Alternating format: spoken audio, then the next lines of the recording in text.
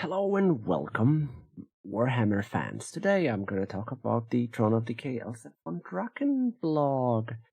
Yes, it's been released. Now I see content creators have access to, early access, and I'm not going to spoil myself fun, so I'm trying to stay out of them to be excited for next week. So, the Thrones of Decay will be releasing on the April 30. Wow, shocker. We all knew at this point. So let's go through this. Of course, there is a linked blog.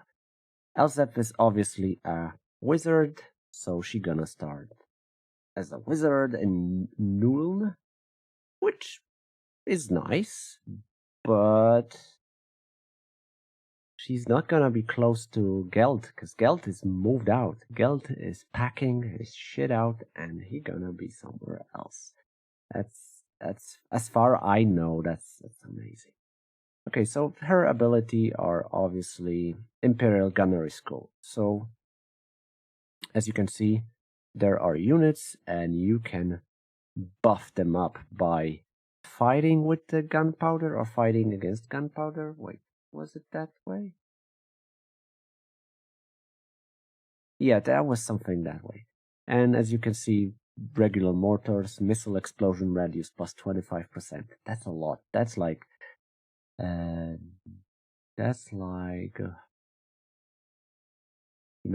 queen for vampires explosion. So yeah, I'm hyped. Nevertheless, what else? Camouflage netting and concussive blast enables dazed contact effect, reduce speed and melee offense for mortar units. So exciting. Yeah, I mean, I always like some nice gunpowder stuff, so this is great. I'm loving it.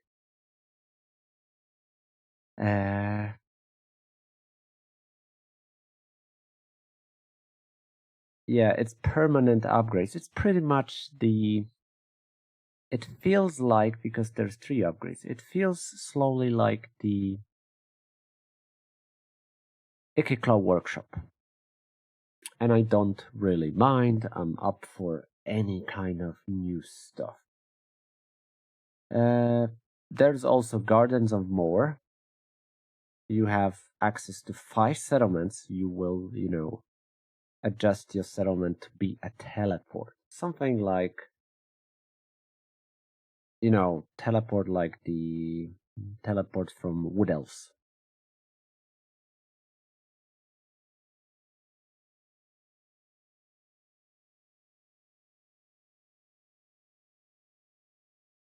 With the Gardens of More, Elsa von Draken erects new Black Tower buildings in a visible, friendly, or neutral Empire settlement and reaps powerful benefits. Is that means neutral Empire settlement? That means I can build up one to Lustria if there is, Empire still up. Same goes for Desert. Wow. If that's true, great. Elsef's army can travel instantly to any selected Gardens of More via fast travel, which has both cost and a cooldown period. Elsef's army. I hope it's not only for her, but her armies as well. I mean, that would make sense, right?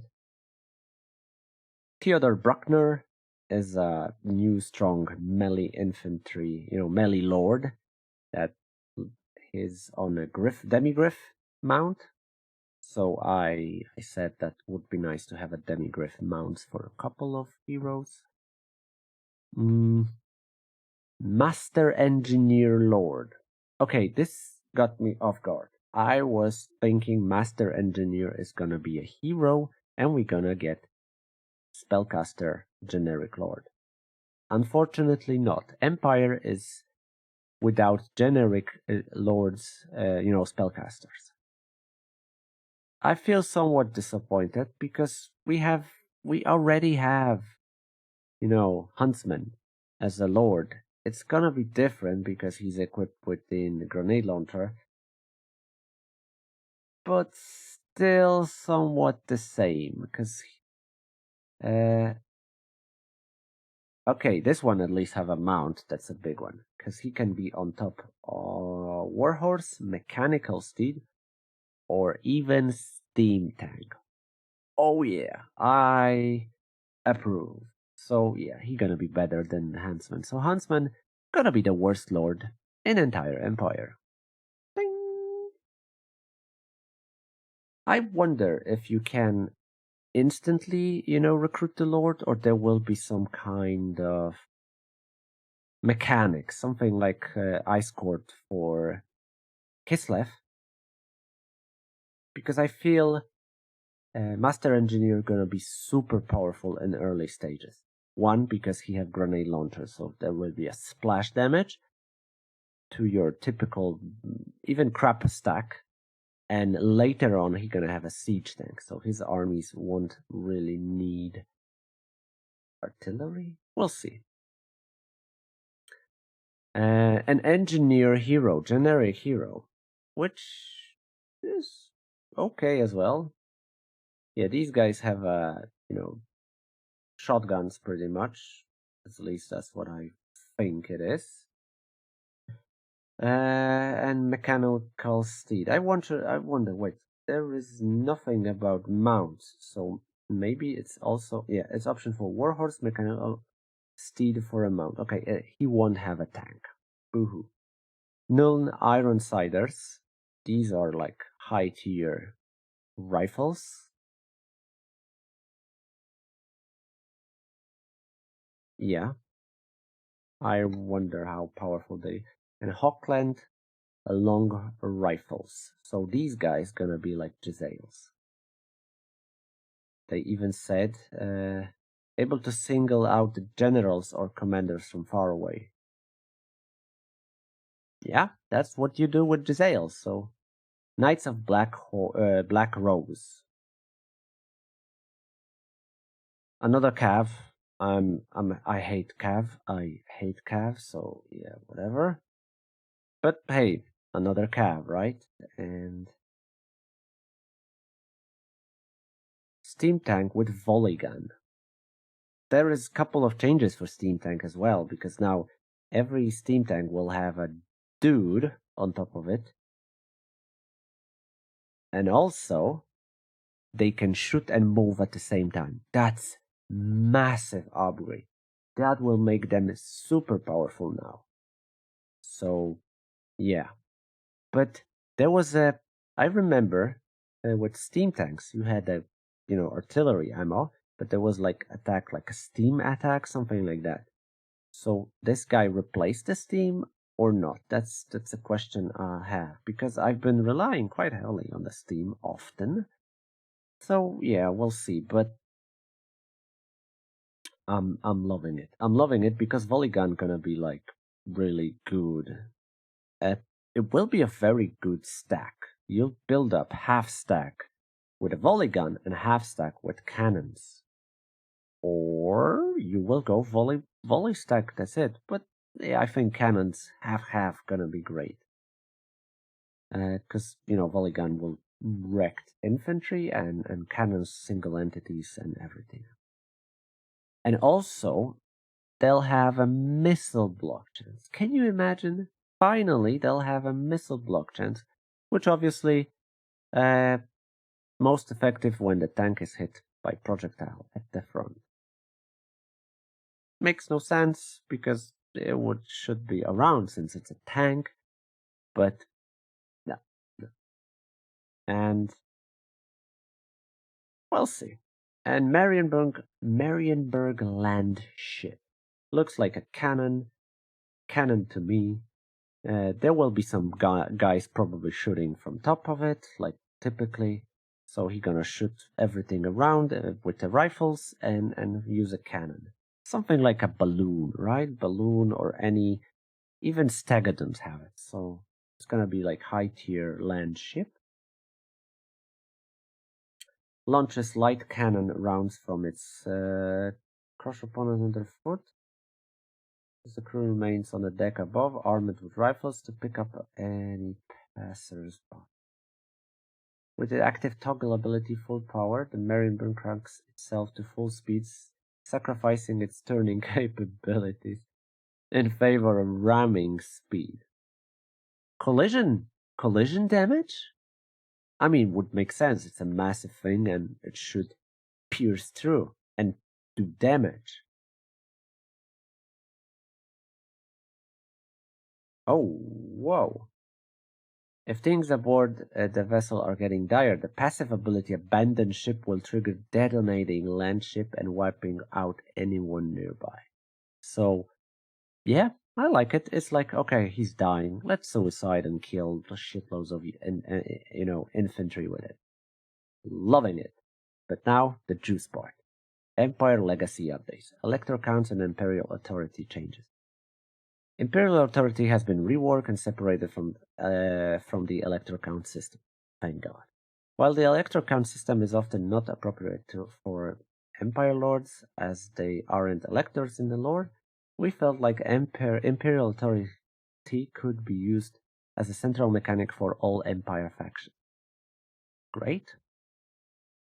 All Empire factions now have access to Imperial Authority, however, the feature only becomes active once they own a land within Empire territory. So you're gonna need, you will have incentivized, you will be incentivized to just, move to Empire. Marcus Wolfhard, Geld, or Volkmar.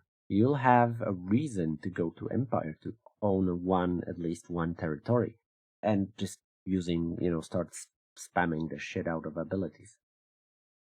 Electro count mechanic is now exclusive to Karl Franz. So, yeah. Imperial Authority would previously impact fealty via chance. Yeah, I hated that. Fealty now goes up and down directly via cause the effect. So players will be able to more directly see the effects of their or the other decisions and action across the Empire. At the base level, Imperial Authority shows how much the Empire actually controlled by said Empire, and it will divide out rewards accordingly, while giving you a clear view of how well the Empire of Man is doing. Great. Yeah, some tweaks improvements has been made to Electrocount UI to tidy it up, fix color bleeding, and have summon Electrocount visible on them. New markers have been added to Empire regions to show who their rightful owner, right? And summon the Elector counts. Functionality has changed. Originally, it replenished all Elector count state troops. Now, when the Elector counts are summoned, every Elector count that is not currently garrisoned or besieged will be summoned to Karfan's location, turning the tide when faced with the overwhelming odds.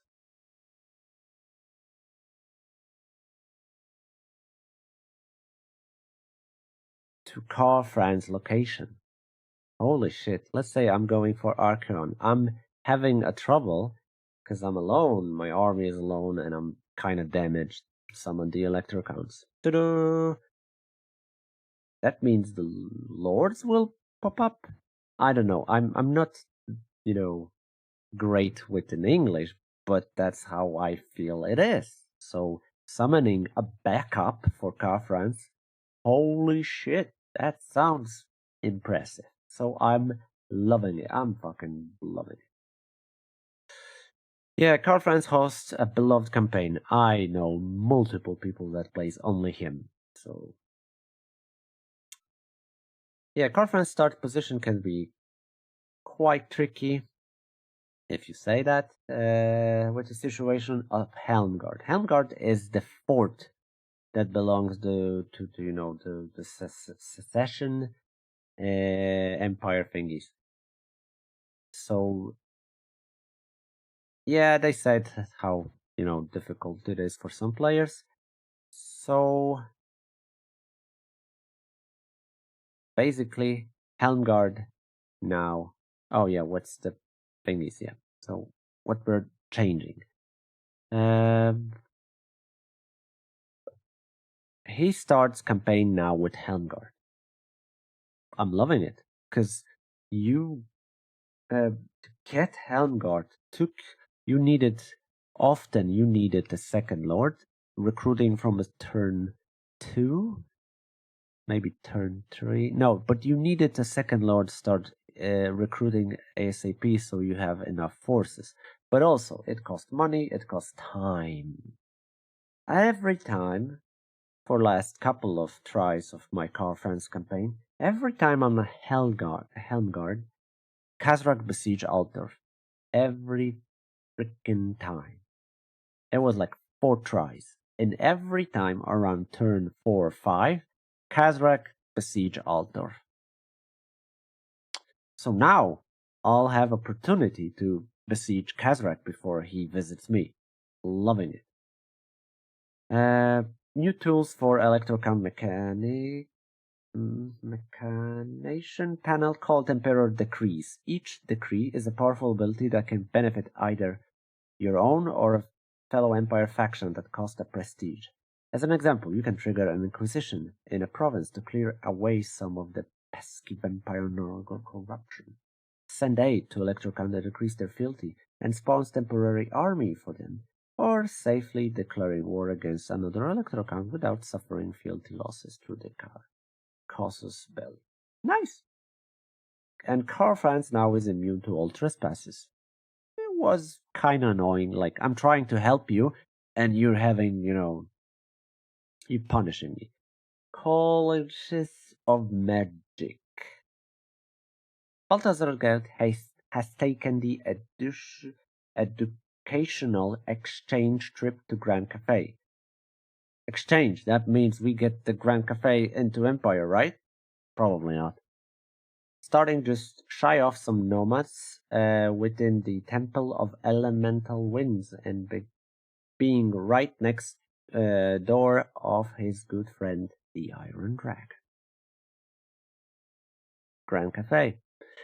So Grand Cafe now will have a little bit more oomph, because previously, Grand Cafe, it's a massive territory, but usually it's like 2-3 factions dominating. Rest is just, side steps. You just something you trip over a little bit, but